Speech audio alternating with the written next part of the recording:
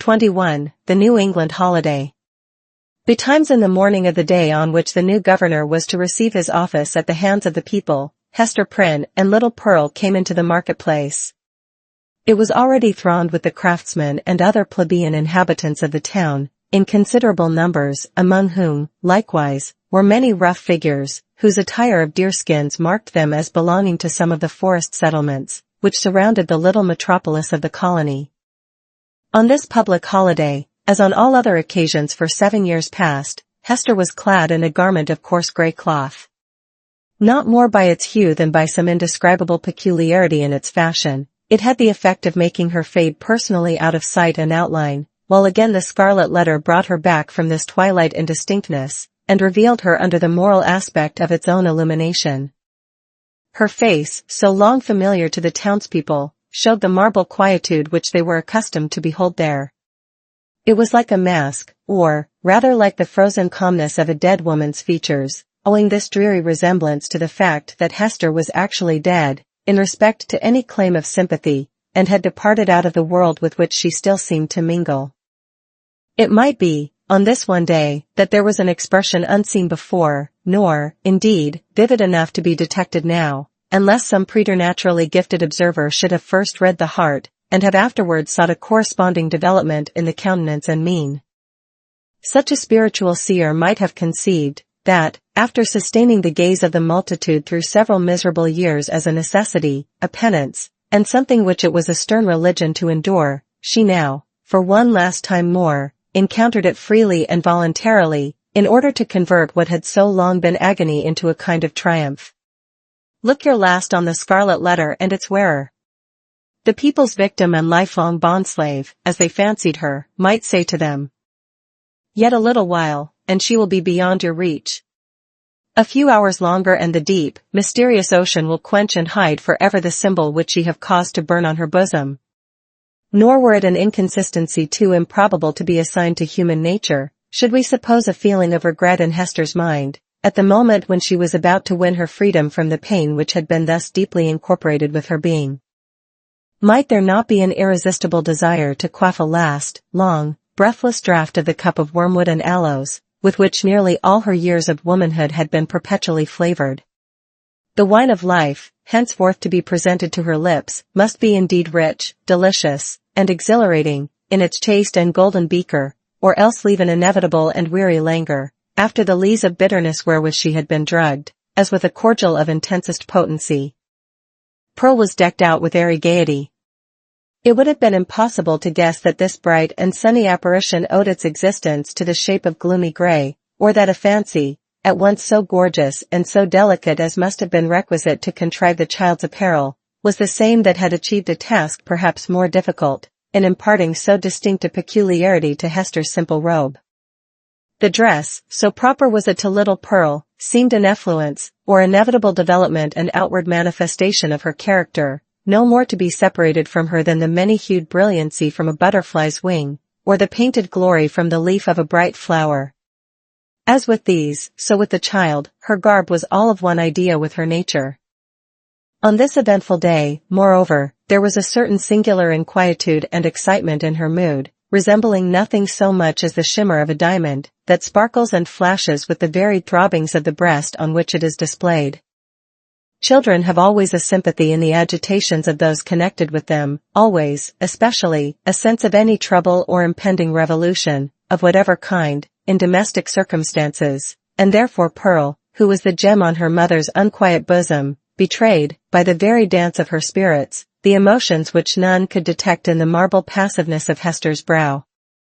This effervescence made her flit with a bird-like movement, rather than walk by her mother's side. She broke continually into shouts of a wild, inarticulate, and sometimes piercing music. When they reached the marketplace, she became still more restless, on perceiving the stir and bustle that enlivened the spot, for it was usually more like the broad and lonesome green before a village meeting-house, than the center of a town's business. "Why, what is this, mother?" cried she. "Wherefore have all the people left their work today? Is it a play-day for the whole world? See, there is the blacksmith. He has washed his sooty face, and put on his Sabbath-day clothes, and looks as if he would gladly be merry, if any kind body would only teach him how. And there is Master Brackett, the old jailer, nodding and smiling at me. Why does he do so, mother? He remembers thee a little babe, my child, answered Hester. He should not nod and smile at me, for all that, the black, grim, ugly-eyed old man, said Pearl. He may nod at thee, if he will, for thou art clad in grey, and wearest the Scarlet Letter. But see, mother, how many faces of strange people, and Indians among them, and sailors. What have they all come to do, here in the marketplace? They wait to see the procession pass, said Hester. For the governor and the magistrates are to go by, and the ministers, and all the great people and good people, with the music and the soldiers marching before them. And will the minister be there? Asked Pearl.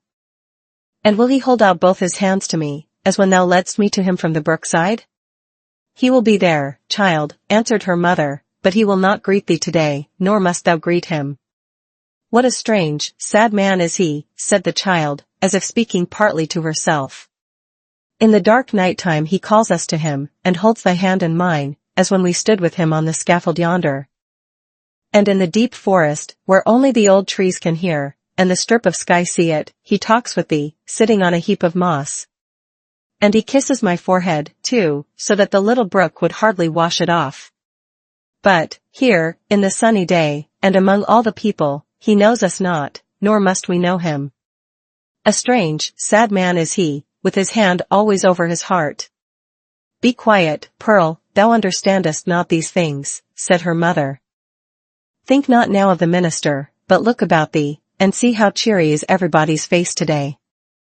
The children have come from their schools, and the grown people from their workshops and their fields, on purpose to be happy, for, today, a new man is beginning to rule over them, and so, as has been the custom of mankind ever since a nation was first gathered, they make merry and rejoice, as if a good and golden year were at length to pass over the poor old world. It was as Hester said, in regard to the unwonted jollity that brightened the faces of the people. Into this festal season of the year, as it already was, and continued to be during the greater part of 2 centuries, the Puritans compressed whatever mirth and public joy they deemed allowable to human infirmity, thereby so far dispelling the customary cloud, that, for the space of a single holiday, they appeared scarcely more grave than most other communities at a period of general affliction. But we perhaps exaggerate the grey or sable tinge, which undoubtedly characterized the mood and manners of the age. The persons now in the marketplace of Boston had not been born to an inheritance of puritanic gloom. They were native Englishmen, whose fathers had lived in the sunny richness of the Elizabethan epoch, a time when the life of England, viewed as one great mass, would appear to have been as stately, magnificent, and joyous, as the world has ever witnessed. Had they followed their hereditary taste, the New England settlers would have illustrated all events of public importance by bonfires, banquets, pageantries, and processions. Nor would it have been impracticable, in the observance of majestic ceremonies, to combine mirthful recreation with solemnity, and give, as it were, a grotesque and brilliant embroidery to the great robe of state, which a nation, at such festivals, puts on. There was some shadow of an attempt of this kind in the mode of celebrating the day on which the political year of the colony commenced. The dim reflection of a remembered splendor, a colorless and manifold diluted repetition of what they had beheld in proud old London, we will not say at a royal coronation, but at a Lord Mayor's show, might be traced in the customs which our forefathers instituted, with reference to the annual installation of magistrates. The fathers and founders of the Commonwealth, the statesman, the priest, and the soldier, seemed it a duty then to assume the outward state and majesty, which, in accordance with antique style, was looked upon as the proper garb of public and social eminence. All came forth to move in procession before the people's eye, and thus impart a needed dignity to the simple framework of a government so newly constructed. Then, too, the people were countenanced, if not encouraged, in relaxing the severe and close application to their various modes of rugged industry, which at all other times, seemed of the same piece and material with their religion. Here, it is true, were none of the appliances which popular merriment would so readily have found in the England of Elizabeth's time, or that of James, no rude shows of a theatrical kind, no minstrel, with his harp and legendary ballad, nor gleeman with an ape dancing to his music, no juggler, with his tricks of mimic witchcraft, no Merry Andrew, to stir up the multitude with jests, perhaps 100 years old, but still effective, by their appeals to the very broadest sources of mirthful sympathy. All such professors of the several branches of jocularity would have been sternly repressed, not only by the rigid discipline of law, but by the general sentiment which give law its vitality. Not the less, however, the great, honest face of the people smiled, grimly, perhaps, but widely too.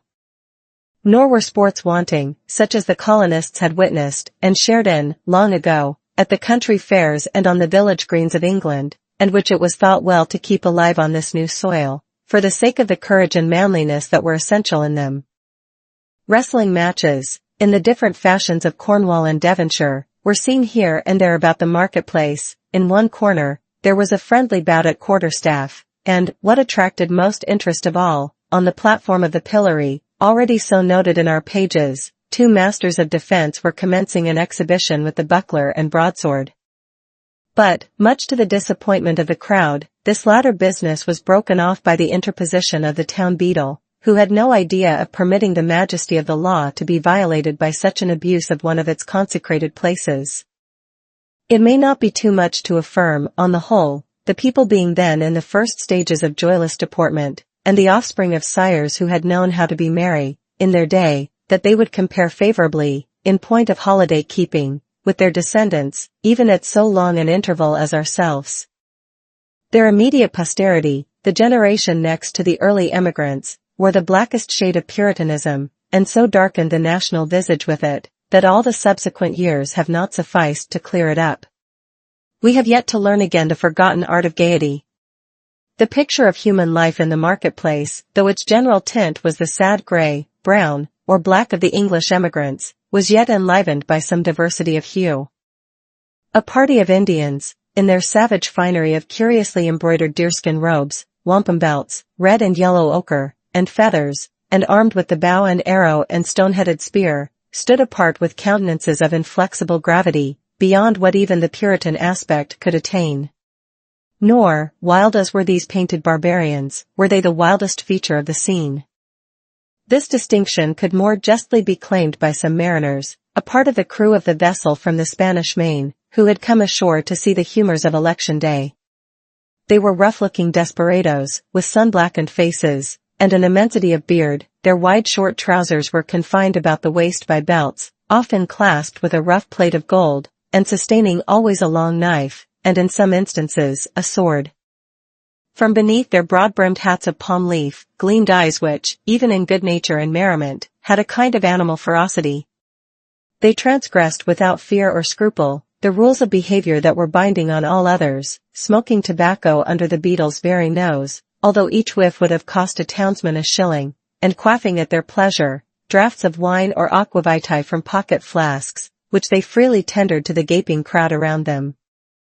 It remarkably characterized the incomplete morality of the age, rigid as we call it, that a license was allowed the seafaring class, not merely for their freaks on shore, but for far more desperate deeds on their proper element.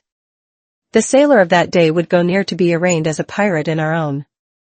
There could be little doubt, for instance, that this very ship's crew, though no unfavorable specimens of the nautical brotherhood, had been guilty, as we should phrase it, of depredations on the Spanish commerce, such as would have periled all their necks in a modern court of justice. But the sea in those old times heaved, swelled, and foamed very much at its own will, or subject only to the tempestuous wind, with hardly any attempts at regulation by human law. The buccaneer on the wave might relinquish his calling and become at once, if he chose, a man of probity and piety on land, nor, even in the full career of his reckless life, was he regarded as a personage with whom it was disreputable to traffic or casually associate. Thus the Puritan elders in their black cloaks, starched bands, and steeple-crowned hats, smiled not unbenignantly at the clamor and rude deportment of these jolly seafaring men, and it excited neither surprise nor animadversion when so reputable a citizen as old Roger Chillingworth, the physician, was seen to enter the marketplace in close and familiar talk with the commander of the questionable vessel. The latter was by far the most showy and gallant figure, so far as apparel went, anywhere to be seen among the multitude. He wore a profusion of ribbons on his garment, and gold lace on his hat, which was also encircled by a gold chain, and surmounted with a feather.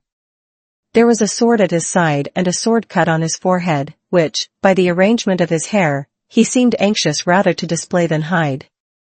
A landsman could hardly have worn this garb and shown this face, and worn and shown them both with such a galliard air, without undergoing stern question before a magistrate, and probably incurring a fine or imprisonment, or perhaps an exhibition in the stocks. As regarded the shipmaster, however, all was looked upon as pertaining to the character, as to a fish his glistening scales. After parting from the physician, the commander of the Bristol ship strolled idly through the market-place, until happening to approach the spot where Hester Prynne was standing, he appeared to recognize, and did not hesitate to address her.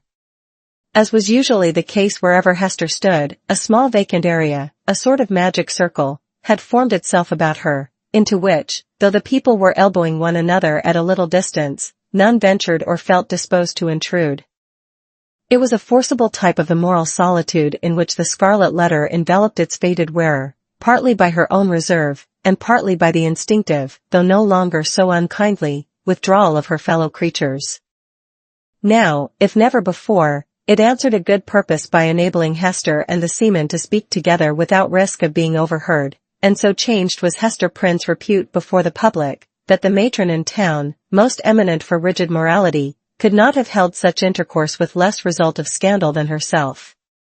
"So, mistress," said the mariner, "I must bid the steward make ready one more berth than you bargained for. No fear of scurvy or ship fever this voyage. What with the ship's surgeon and this other doctor, our only danger will be from drug or pill, more by token, as there is a lot of apothecary's stuff aboard, which I traded for with a Spanish vessel."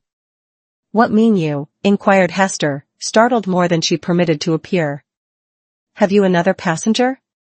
"Why, know you not," cried the shipmaster, "that this physician here, Chillingworth he calls himself, is minded to try my cabin fare with you?"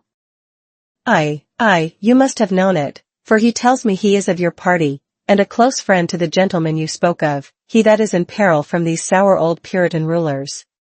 "They know each other well, indeed," replied Hester, with a mien of calmness, though in the utmost consternation.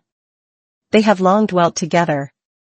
Nothing further passed between the mariner and Hester Prynne.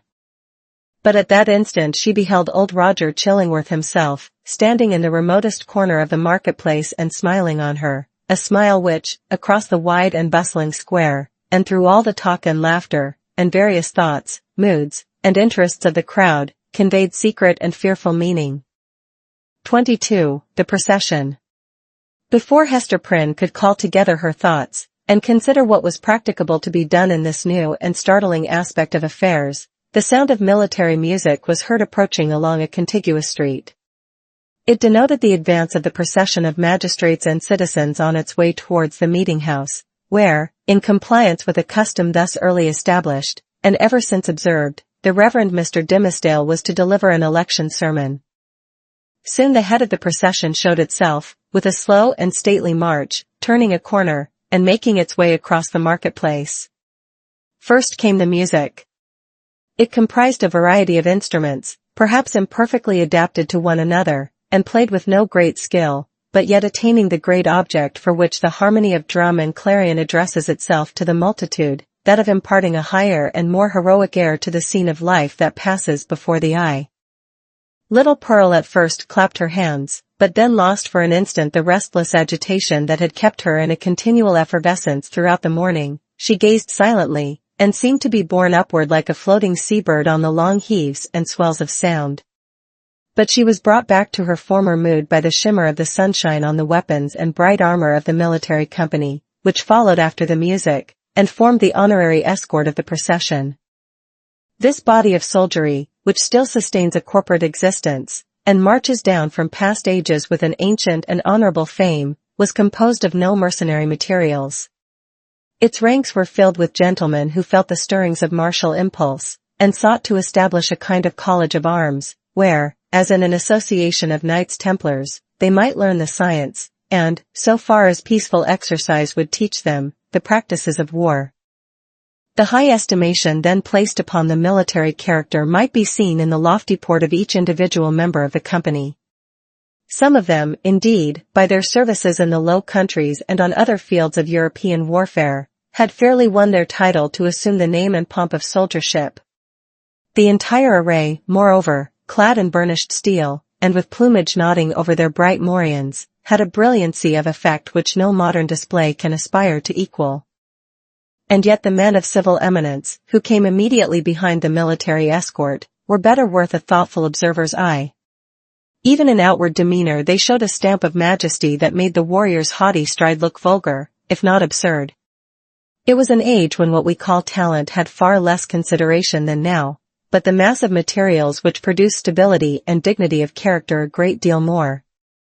The people possessed by hereditary right the quality of reverence, which, in their descendants, if it survive at all, exists in smaller proportion, and with a vastly diminished force in the selection and estimate of public men.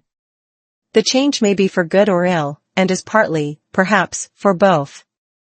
In that old day the English settler on these rude shores, having left king, nobles, and all degrees of awful rank behind, while still the faculty and necessity of reverence was strong in him, bestowed it on the white hair and venerable brow of age, on long-tried integrity, on solid wisdom and sad-colored experience, on endowments of that grave and weighty order which gave the idea of permanence, and comes under the general definition of respectability.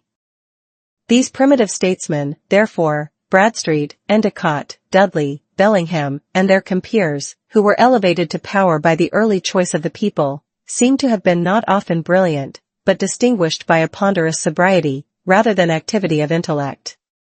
They had fortitude and self-reliance, and in time of difficulty or peril stood up for the welfare of the state like a line of cliffs against a tempestuous tide.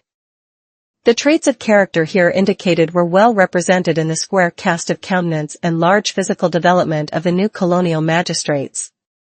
So far as a demeanor of natural authority was concerned, the mother country need not have been ashamed to see these foremost men of an actual democracy adopted into the House of Peers, or make the Privy Council of the sovereign.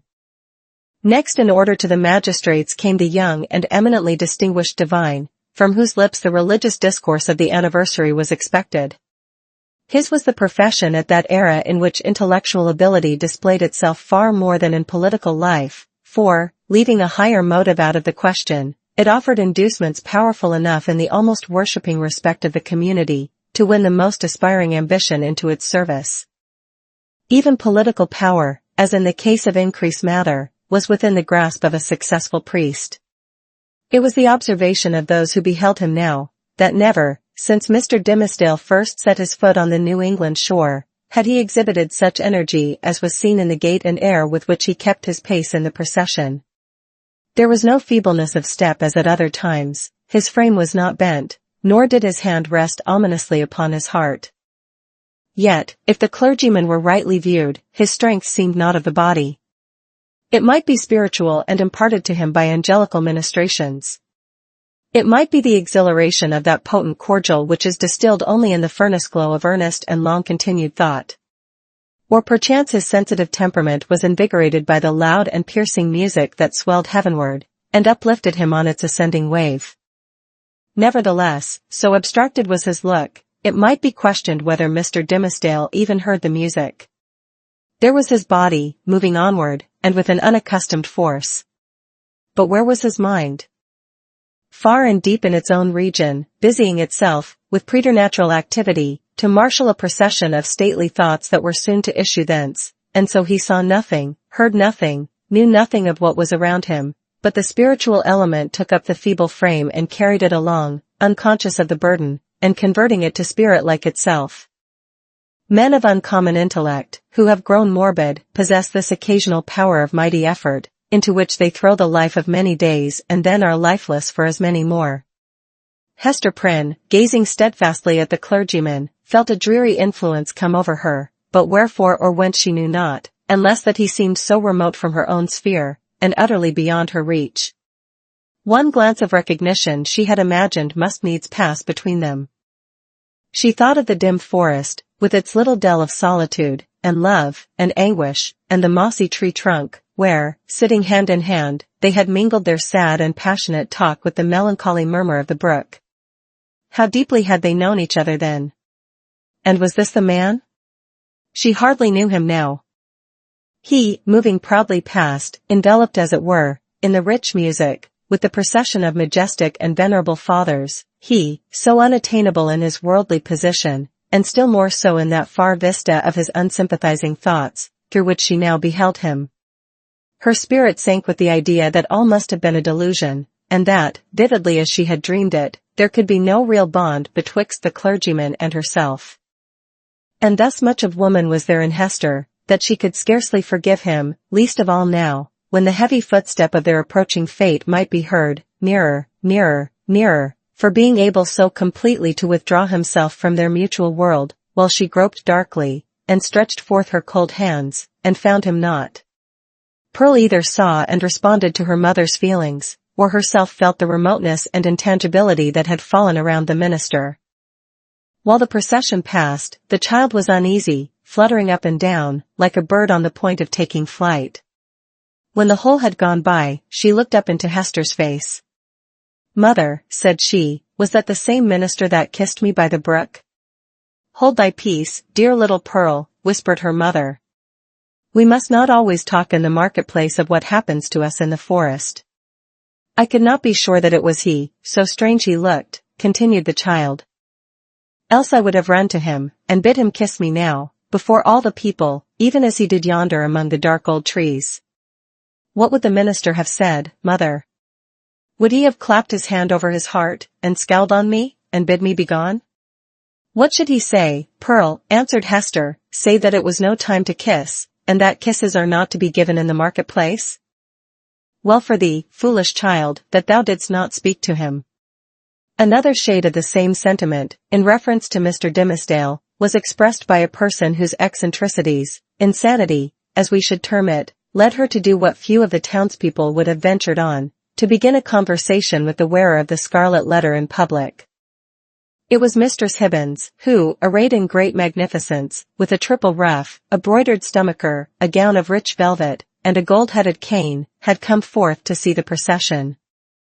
As this ancient lady had the renown, which subsequently cost her no less a price than her life, of being a principal actor in all the works of necromancy that were continually going forward, the crowd gave way before her, and seemed to fear the touch of her garment, as if it carried the plague among its gorgeous folds. Seen in conjunction with Hester Prynne, kindly as so many now felt towards the latter, the dread inspired by Mistress Hibbins had doubled, and caused a general movement from that part of the marketplace in which the two women stood. "Now, what mortal imagination could conceive it?" whispered the old lady confidentially to Hester. "Yonder divine man. That saint on earth, as the people uphold him to be, and as, I must needs say, he really looks. Who, now, that saw him pass in the procession, would think how little while it is since he went forth out of his study, chewing a Hebrew text of scripture in his mouth, I warrant, to take an airing in the forest. Aha! We know what that means, Hester Prynne. But truly, forsooth, I find it hard to believe him the same man. Many a church member saw I, walking behind the music, that has danced in the same measure with me, when somebody was fiddler, and, it might be, an Indian powwow or a Lapland wizard changing hands with us. That is but a trifle, when a woman knows the world. But this minister. Couldst thou surely tell, Hester, whether he was the same man that encountered thee on the forest path?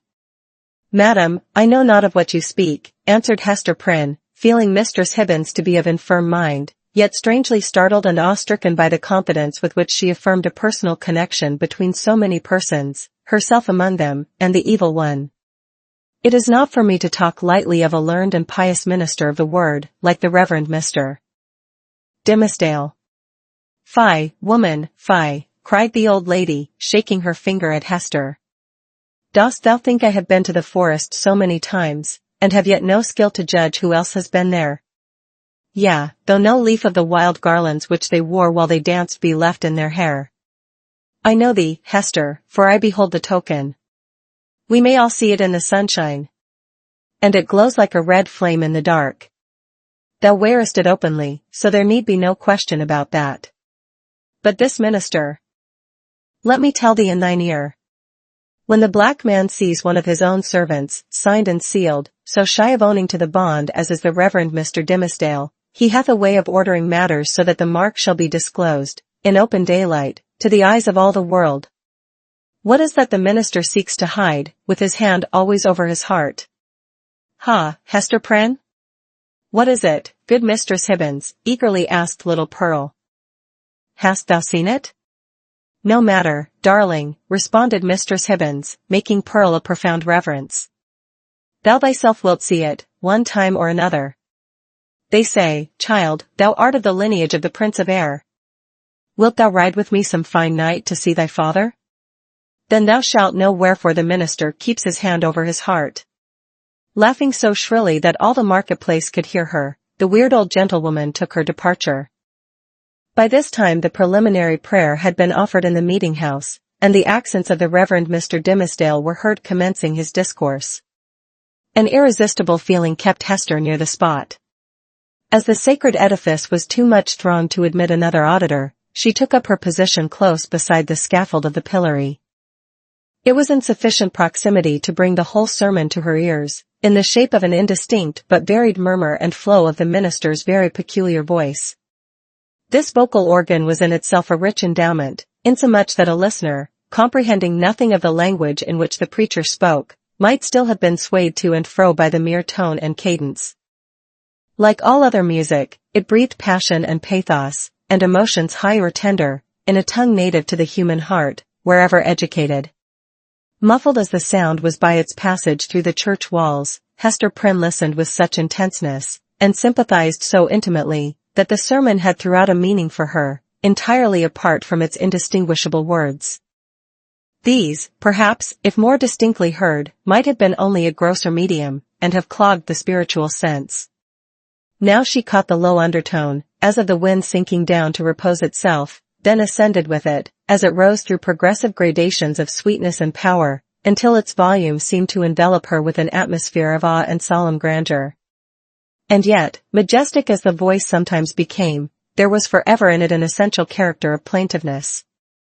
A loud or low expression of anguish, the whisper, or the shriek, as it might be conceived, of suffering humanity, that touched a sensibility in every bosom. At times this deep strain of pathos was all that could be heard, and scarcely heard sighing amid a desolate silence. But even when the minister's voice grew high and commanding, when it gushed irrepressibly upward, when it assumed its utmost breadth and power, so overfilling the church as to burst its way through the solid walls, and diffuse itself in the open air, still, if the auditor listened intently, and for the purpose, he could detect the same cry of pain. What was it? The complaint of a human heart, sorrow-laden, perchance guilty, telling its secret, whether of guilt or sorrow, to the great heart of mankind, beseeching its sympathy or forgiveness, at every moment, in each accent, and never in vain. It was this profound and continual undertone that gave the clergyman his most appropriate power. During all this time, Hester stood, statue-like, at the foot of the scaffold. If the minister's voice had not kept her there, there would, nevertheless, have been an inevitable magnetism in that spot, whence she dated the first hour of her life of ignominy. There was a sense within her, too ill-defined to be made a thought, but weighing heavily on her mind, that her whole orb of life, both before and after, was connected with this spot, as with the one point that gave it unity. Little Pearl, meanwhile, had quitted her mother's side, and was playing at her own will about the marketplace. She made the somber crowd cheerful by her erratic and glistening ray, even as a bird of bright plumage illuminates a whole tree of dusky foliage by darting to and fro, half seen and half concealed amid the twilight of the clustering leaves.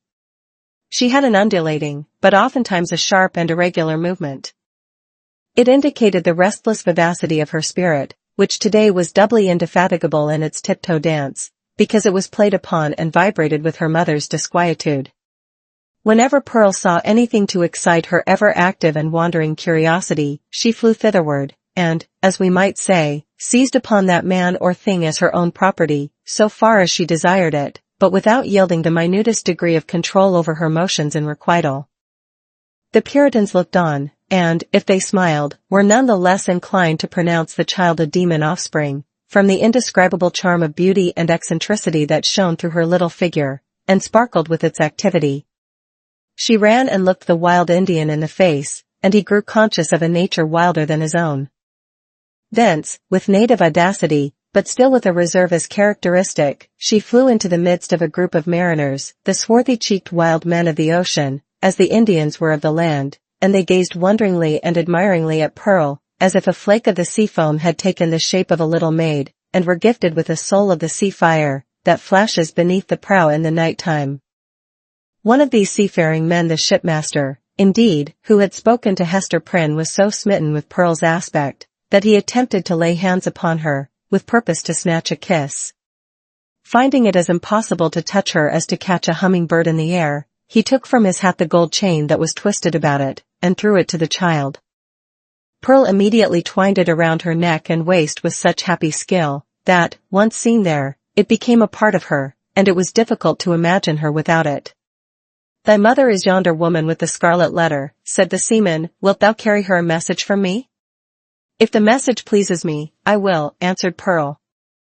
"Then tell her," rejoined he, "that I spake again with the black-visaged, hump-shouldered old doctor, and he engages to bring his friend, the gentleman she wots of, aboard with him. So let thy mother take no thought, save for herself and thee. Wilt thou tell her this, thou witch baby?" "Mistress Hibbins says my father is the prince of the air," cried Pearl, with a naughty smile. "If thou callest me that ill name, I shall tell him of thee, and he will chase thy ship with a tempest." Pursuing a zigzag course across the marketplace, the child returned to her mother, and communicated what the mariner had said. Hester's strong, calm, steadfastly enduring spirit almost sank, at last, on beholding this dark and grim countenance of an inevitable doom, which at the moment when a passage seemed to open for the minister and herself out of their labyrinth of misery, showed itself with an unrelenting smile, right in the midst of their path. With her mind harassed by the terrible perplexity in which the shipmaster's intelligence involved her, she was also subjected to another trial. There were many people present from the country round about, who had often heard of the Scarlet Letter, and to whom it had been made terrific by 100 false or exaggerated rumors, but who had never beheld it with their own bodily eyes. These, after exhausting other modes of amusement, now thronged about Hester Prynne with rude and boorish intrusiveness. Unscrupulous as it was, however, it could not bring them nearer than a circuit of several yards. At that distance they accordingly stood, fixed there by the centrifugal force of the repugnance which the mystic symbol inspired. The whole gang of sailors, likewise, observing the press of spectators, and learning the purport of the Scarlet Letter, came and thrust their sunburnt and desperado-looking faces into the ring. Even the Indians were affected by a sort of cold shadow of the white man's curiosity and, gliding through the crowd, fastened their snake-like black eyes on Hester's bosom, conceiving, perhaps, that the wearer of this brilliantly embroidered badge must needs be a personage of high dignity among her people. Lastly, the inhabitants of the town, their own interest in this worn-out subject languidly reviving itself, by sympathy with what they saw others feel, lounged idly to the same quarter, and tormented Hester Prynne, perhaps more than all the rest, with their cool, well-acquainted gaze at her familiar shame. Hester saw and recognized the selfsame faces of that group of matrons, who had awaited her forthcoming from the prison door 7 years ago, all save one, the youngest and only compassionate among them, whose burial robe she had since made. At the final hour, when she was so soon to fling aside the burning letter, it had strangely become the center of more remark and excitement, and was thus made to sear her breast more painfully than at any time since the first day she put it on. While Hester stood in that magic circle of ignominy, where the cunning cruelty of her sentence seemed to have fixed her forever, the admirable preacher was looking down from the sacred pulpit upon an audience whose very inmost spirits had yielded to his control. The sainted minister in the church. The woman of the Scarlet Letter in the marketplace. What imagination would have been irreverent enough to surmise that the same scorching stigma was on them both? 23. The revelation of the Scarlet Letter. The eloquent voice, on which the souls of the listening audience had been borne aloft as on the swelling waves of the sea, at length came to a pause. There was a momentary silence, profound as what should follow the utterance of oracles. Then ensued a murmur and half-hushed tumult, as if the auditors, released from the high spell that had transported them into the region of another's mind, were returning into themselves, with all their awe and wonder still heavy on them. In a moment more the crowd began to gush forth from the doors of the church. Now that there was an end, they needed more breath, more fit to support the gross and earthly life into which they relapsed, than that atmosphere which the preacher had converted into words of flame, and had burdened with the rich fragrance of his thought. In the open air their rapture broke into speech. The street and the marketplace absolutely babbled, from side to side, with applauses of the minister. His hearers could not rest until they had told one another of what each knew better than he could tell or hear. According to their united testimony, never had man spoken in so wise, so high, and so holy a spirit, as he that spake this day, nor had inspiration ever breathed through mortal lips more evidently than it did through his. Its influence could be seen, as it were, descending upon him, and possessing him, and continually lifting him out of the written discourse that lay before him, and filling him with ideas that must have been as marvelous to himself as to his audience. His subject, it appeared, had been the relation between the deity and the communities of mankind, with a special reference to the New England which they were here planting in the wilderness.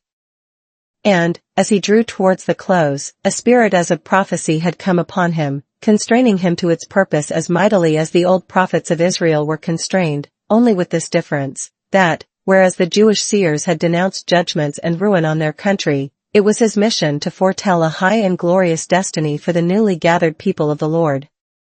But, throughout it all, and through the whole discourse, there had been a certain deep, sad undertone of pathos, which could not be interpreted otherwise than as the natural regret of one soon to pass away. Yes, their minister whom they so loved, and who so loved them all, that he could not depart heavenward without a sigh, had the foreboding of untimely death upon him, and would soon leave them in their tears. This idea of his transitory stay on earth gave the last emphasis to the effect which the preacher had produced. It was as if an angel, in his passage to the skies, had shaken his bright wings over the people for an instant, at once a shadow and a splendor, and had shed down a shower of golden truths upon them. Thus, there had come to the Reverend Mr. Dimmesdale, as to most men, in their various spheres, though seldom recognized until they see it far behind them, an epoch of life more brilliant and full of triumph than any previous one, or than any which could hereafter be. He stood, at this moment, on the very proudest eminence of superiority, to which the gifts or intellect, rich lore, prevailing eloquence, and a reputation of widest sanctity, could exalt a clergyman in New England's earliest days, when the professional character was of itself a lofty pedestal. Such was the position which the minister occupied, as he bowed his head forward on the cushions of the pulpit at the close of his election sermon. Meanwhile Hester Prynne was standing beside the scaffold of the pillory, with the Scarlet Letter still burning on her breast. Now was heard again the clamor of the music, and the measured tramp of the military escort issuing from the church door. The procession was to be marshaled thence to the town hall, where a solemn banquet would complete the ceremonies of the day. Once more, therefore, the train of venerable and majestic fathers were seen moving through a broad pathway of the people, who drew back reverently, on either side, as the governor and magistrates, the old and wise men, the holy ministers, and all that were eminent and renowned, advanced into the midst of them. When they were fairly in the marketplace, their presence was greeted by a shout. This, though doubtless it might acquire additional force and volume from the childlike loyalty which the age awarded to its rulers, was felt to be an irrepressible outburst of enthusiasm kindled in the auditors by that high strain of eloquence which was yet reverberating in their ears. Each felt the impulse in himself, and in the same breath, caught it from his neighbor. Within the church, it had hardly been kept down, beneath the sky it pealed upward to the zenith. There were human beings enough, and enough of highly wrought and symphonious feeling to produce that more impressive sound than the organ tones of the blast, or the thunder, or the roar of the sea, even that mighty swell of many voices, blended into one great voice by the universal impulse which makes likewise one vast heart out of the many. Never, from the soil of New England had gone up such a shout. Never, on New England soil had stood the man so honored by his mortal brethren as the preacher. How fared it with him, then? Were there not the brilliant particles of a halo in the air about his head? So etherealized by spirit as he was, and so apatheized by worshipping admirers, did his footsteps, in the procession, really tread upon the dust of earth? As the ranks of military men and civil fathers moved onward, all eyes were turned towards the point where the minister was seen to approach among them. The shout died into a murmur, as one portion of the crowd after another obtained a glimpse of him. How feeble and pale he looked, amid all his triumph. The energy, or say, rather, the inspiration which had held him up, until he should have delivered the sacred message that had brought its own strength along with it from heaven, was withdrawn, now that it had so faithfully performed its office. The glow, which they had just before beheld burning on his cheek, was extinguished, like a flame that sinks down hopelessly among the late decaying embers. It seemed hardly the face of a man alive, with such a death-like hue. It was hardly a man with life in him, that tottered on his path so nervously, yet tottered, and did not fall. One of his clerical brethren, it was the venerable John Wilson, observing the state in which Mr. Dimmesdale was left by the retiring wave of intellect and sensibility, stepped forward hastily to offer his support. The minister tremulously, but decidedly, repelled the old man's arm. He still walked onward, if that movement could be so described, which rather resembled the wavering effort of an infant, with its mother's arms in view, outstretched to tempt him forward. And now, almost imperceptible as were the latter steps of his progress, he had come opposite the well-remembered and weather-darkened scaffold, where, long since, with all that dreary lapse of time between, Hester Prynne had encountered the world's ignominious stare. There stood Hester, holding little Pearl by the hand. And there was the Scarlet Letter on her breast. The minister here made a pause, although the music still played the stately and rejoicing march to which the procession moved.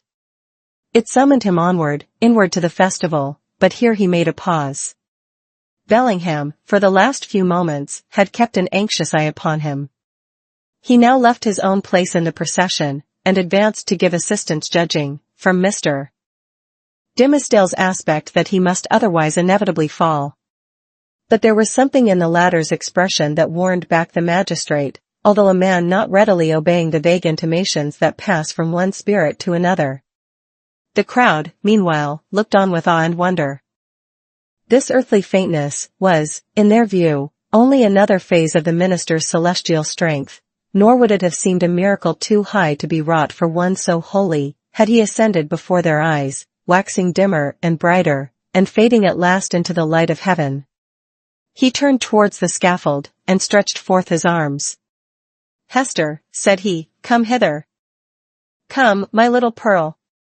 It was a ghastly look with which he regarded them, but there was something at once tender and strangely triumphant in it. The child, with the bird-like motion, which was one of her characteristics, flew to him, and clasped her arms about his knees. Hester Prynne, slowly, as if impelled by inevitable fate, and against her strongest will, likewise drew near, but paused before she reached him. At this instant old Roger Chillingworth thrust himself through the crowd, or, perhaps, so dark, disturbed, and evil was his look, he rose up out of some nether region, to snatch back his victim from what he sought to do.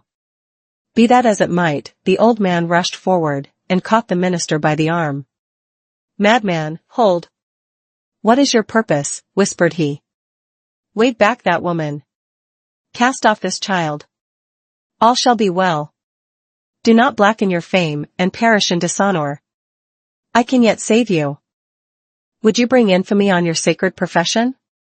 Ha, tempter! Methinks thou art too late," answered the minister, encountering his eye, fearfully, but firmly. "Thy power is not what it was. With God's help, I shall escape thee now." He again extended his hand to the woman of the Scarlet Letter. "Hester Prynne," cried he, with a piercing earnestness, "in the name of him, so terrible and so merciful, who gives me grace, at this last moment, to do what, for my own heavy sin and miserable agony, I withheld myself from doing 7 years ago, come hither now, and twine thy strength about me. Thy strength, Hester, but let it be guided by the will which God hath granted me. This wretched and wronged old man is opposing it with all his might, with all his own might, and the fiend's.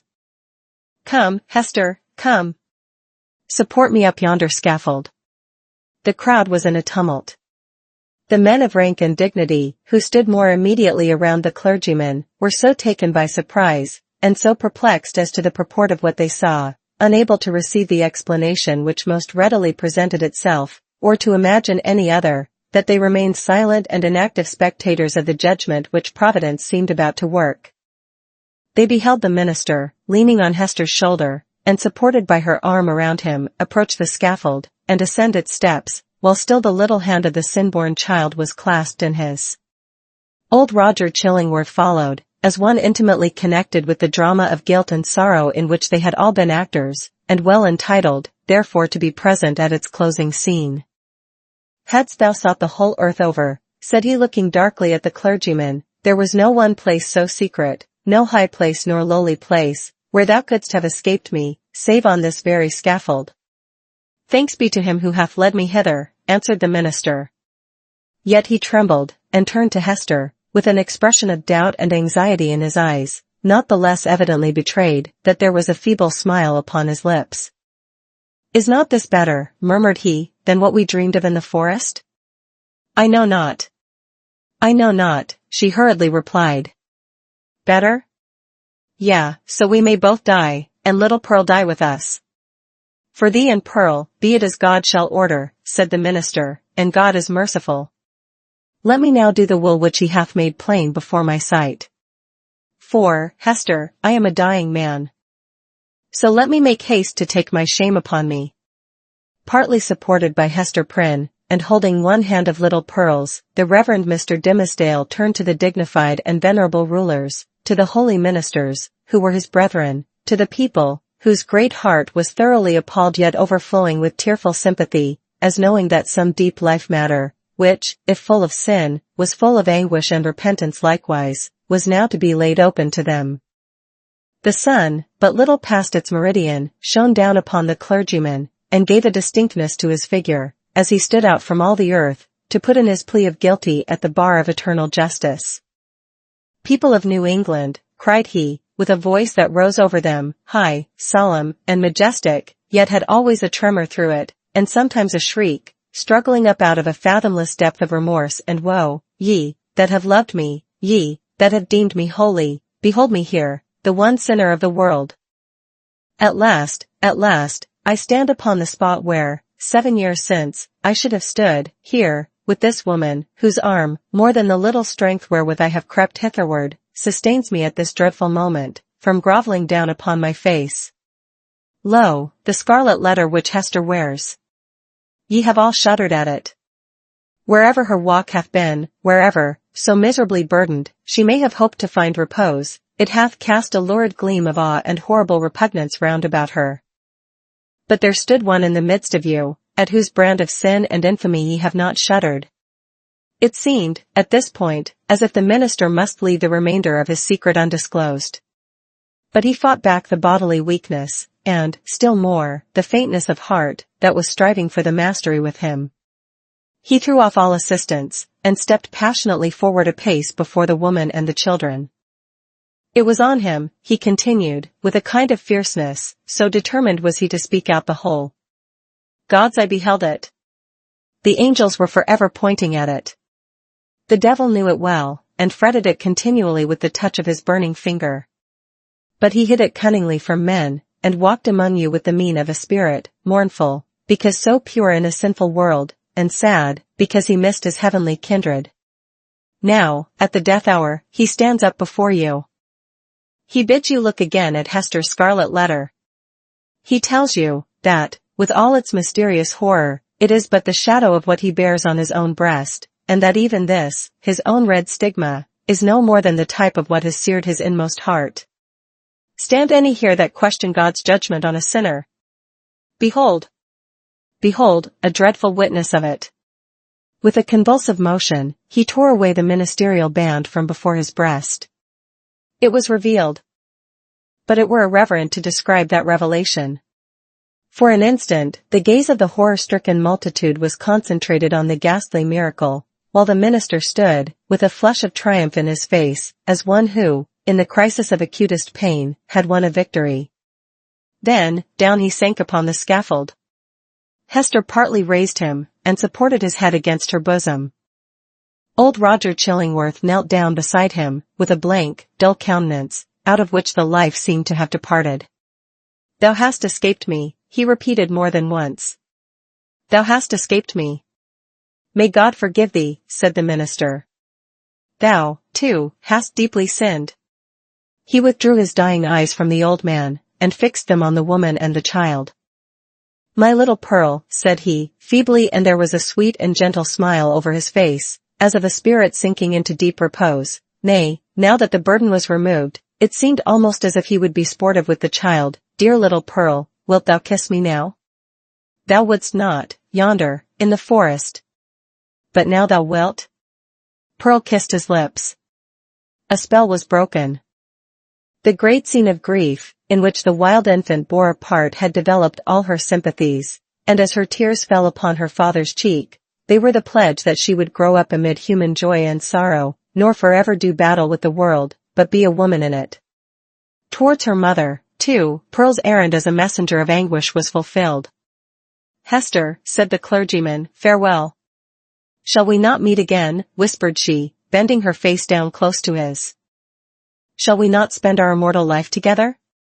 Surely, surely, we have ransomed one another, with all this woe. Thou lookest far into eternity, with those bright dying eyes. Then tell me what thou sayest." "Hush, Hester, hush," said he, with tremulous solemnity. "The law we broke, the sin here awfully revealed, let these alone be in thy thoughts. I fear. It may be, that, when we forgot our God, when we violated our reverence each for the other's soul, it was thenceforth vain to hope that we could meet hereafter, in an everlasting and pure reunion. God knows, and he is merciful.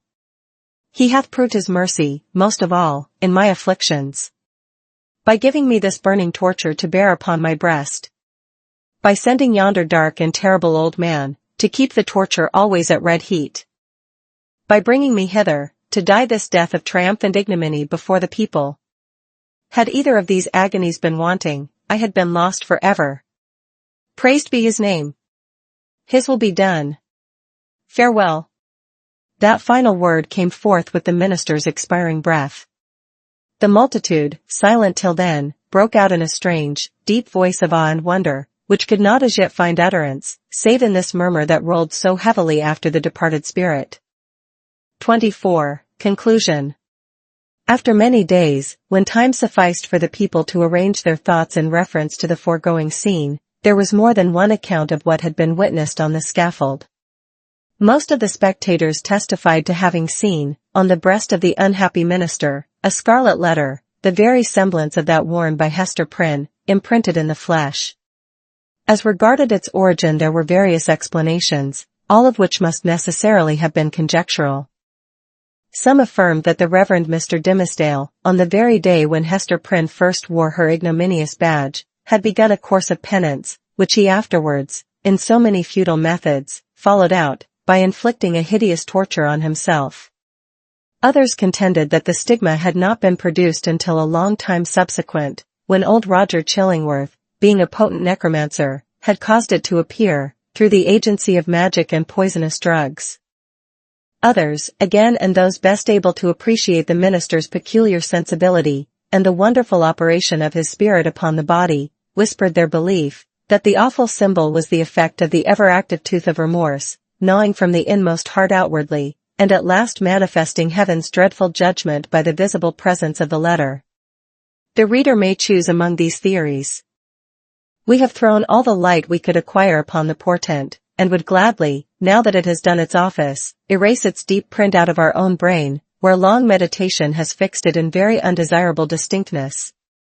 It is singular, nevertheless, that certain persons, who were spectators of the whole scene, and professed never once to have removed their eyes from the Reverend Mr. Dimmesdale, denied that there was any mark whatever on his breast, more than on a newborn infant's. Neither, by their report, had his dying words acknowledged, nor even remotely implied, any, the slightest, connection on his part, with the guilt for which Hester Prynne had so long worn the scarlet letter. According to these highly respectable witnesses, the minister, conscious that he was dying, conscious, also, that the reverence of the multitude placed him already among saints and angels, had desired, by yielding up his breath in the arms of that fallen woman, to express to the world how utterly nugatory is the choicest of man's own righteousness. After exhausting life in his efforts for mankind's spiritual good, he had made the manner of his death a parable, in order to impress on his admirers the mighty and mournful lesson, that, in the view of infinite purity, we are sinners all alike.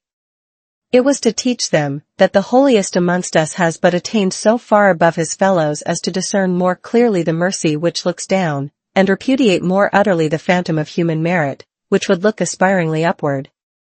Without disputing a truth so momentous, we must be allowed to consider this version of Mr. Dimmesdale's story as only an instance of that stubborn fidelity with which a man's friends, and especially a clergyman's, will sometimes uphold his character, when proofs, clear as the midday sunshine on the Scarlet Letter, establish him a false and sin-stained creature of the dust.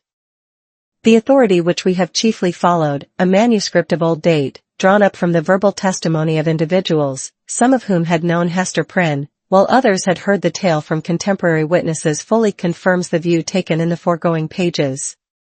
Among many morals which press upon us from the poor minister's miserable experience, we put only this into a sentence: be true. Be true.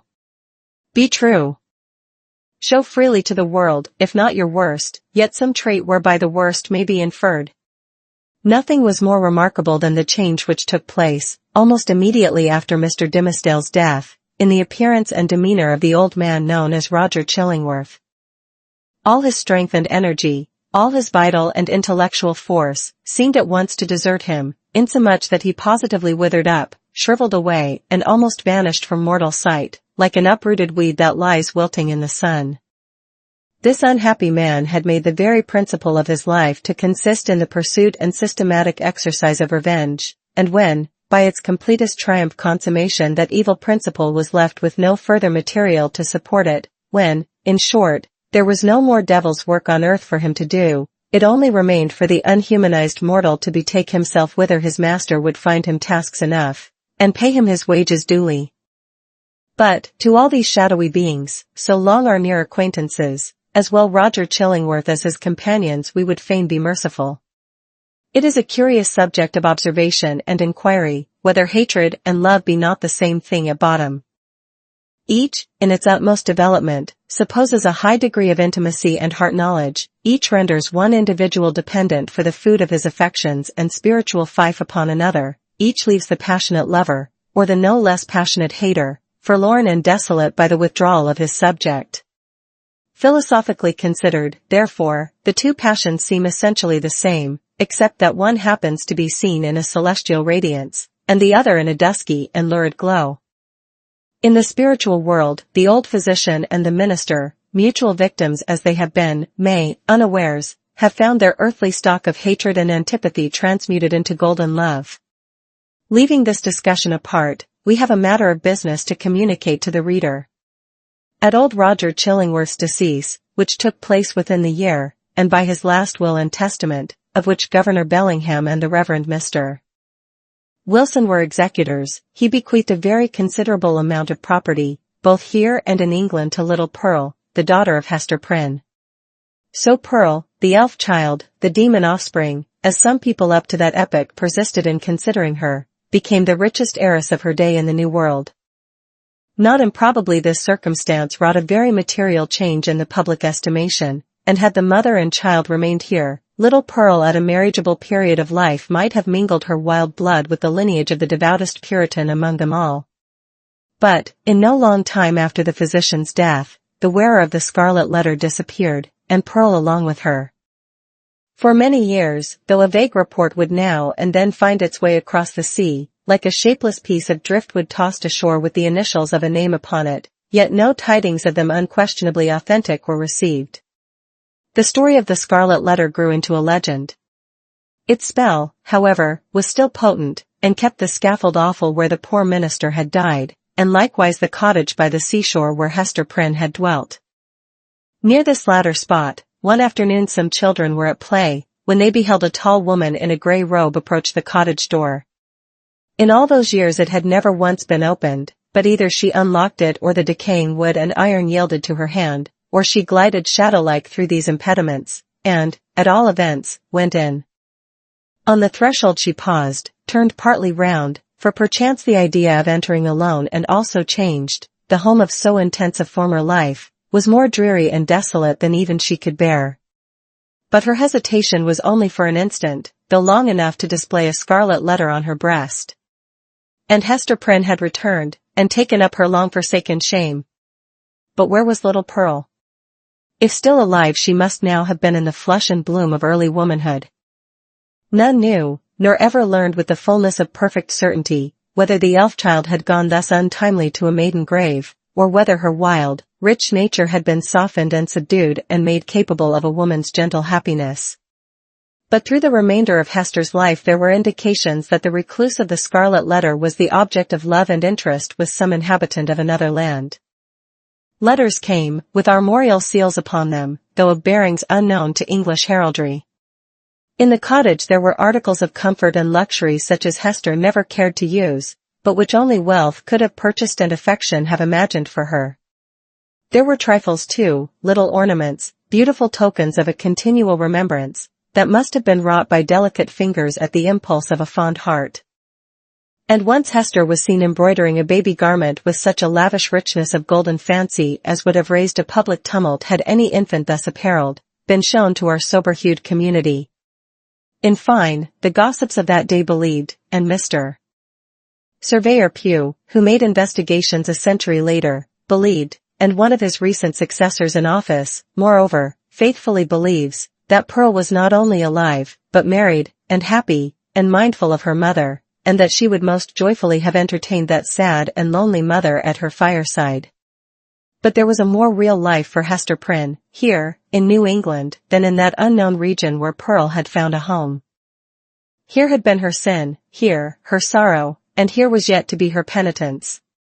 She had returned, therefore, and resumed, of her own free will, for not the sternest magistrate of that iron period would have imposed it, resumed the symbol of which we have related so dark a tale. Never afterwards did it quit her bosom.